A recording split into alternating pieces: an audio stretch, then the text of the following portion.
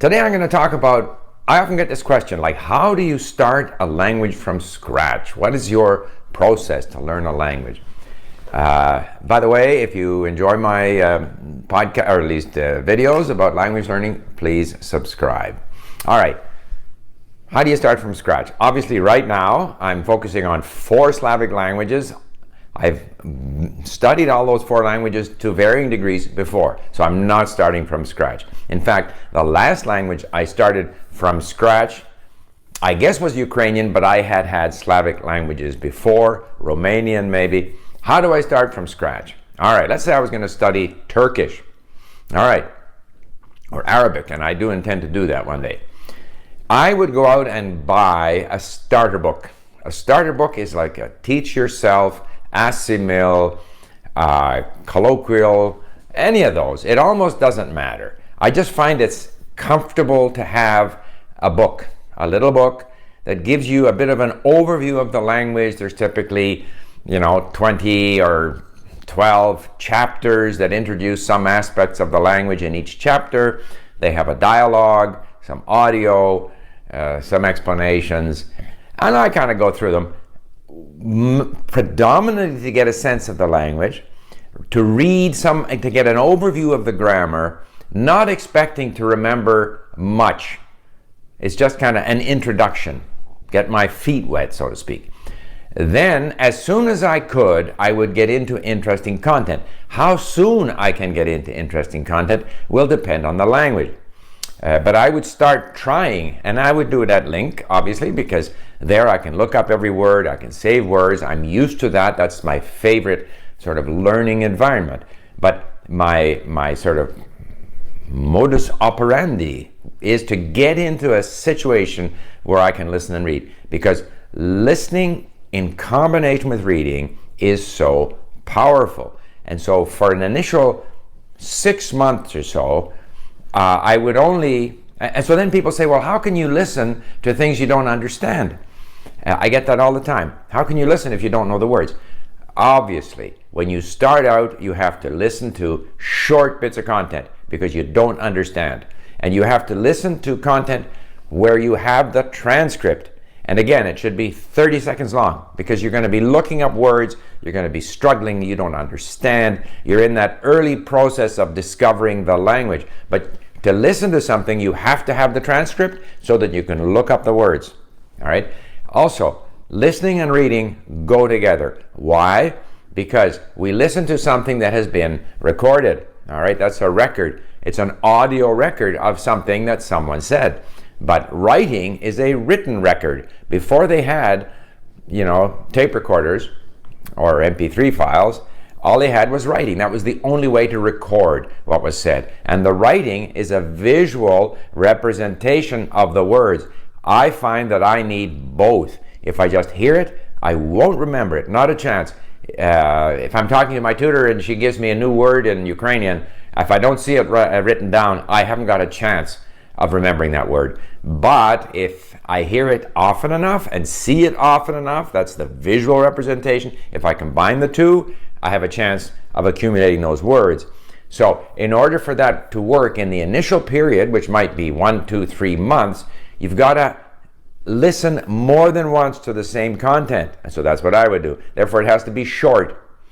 And you have to, even though the content is boring, it's the challenge of trying to make sense out of this new language that makes it interesting enough, stimulating, challenging enough that I can actually listen over and over because I'm still not getting certain parts of it, even though I've read it and I've looked up the words and I've kind of pieced together what it means.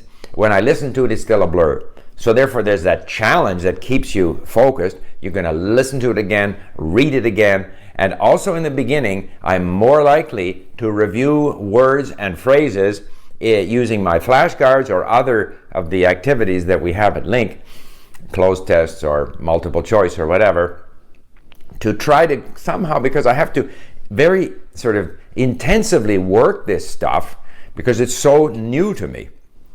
Now, gradually, as I progress, and remember again, I'm listening to content that's short, for which I have the transcript. And hopefully it's relatively easy because it's designed for beginners. And you can get that out of your beginner book. You can find lots of such content at LingQ for different languages. Some languages have more than others. And then, but as early as possible, I want to get to interesting content, because after a while, it becomes boring to listen to stuff that's essentially boring. So I have to move to a stage where I'm now motivated by my interest in the content. And for me, very often that means books related to the history of the country where the language is spoken. And then it continues. It's that combination of the sound and the visual representation of the words, repeated. Now, some people say, well, you should try and first learn the most important 1,000 words of the language. They will show up anyway. That you needn't worry about. The main thing is to get hooked on the language. Get enough of a start with the beginner material that you've got a bit of a toehold on more interesting material. And initially it's a tough grind, but I find that in that early period where it's very difficult and I'm looking up a lot of words, I'm excited by the fact that I'm actually reading and listening to authentic material that turns me on. Wow, look at me. Now I've got, say, a Turkish newscast with transcript, and I'm listening to it, not really understanding it, reading it, listening again, but it's real stuff. And then, sort of without even realizing it, all of a sudden, 3 months later, I'm able to understand more and more of these podcasts or whatever they might be. And then, as I'm getting more and more of the meaning, then I try to notice expressions or words that are kind of key words for the meaning, or key words that I would like to use. And so I think it's useful, once you are comfortable with the meaning, that you try to focus on certain expressions when you notice them, certain phrases. All right? The great thing about listening is you can do it wherever you are. I find that, and I've said this before, if I just sit down and listen, I lose focus.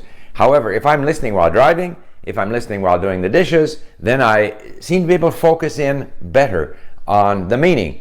And once you are able to kind of get the meaning fairly well, that's the time where you start focusing in on expressions and phrases, so that you notice it here, you notice it there, and pretty soon it starts to become part of your vocabulary. Now, different people start speaking at different times.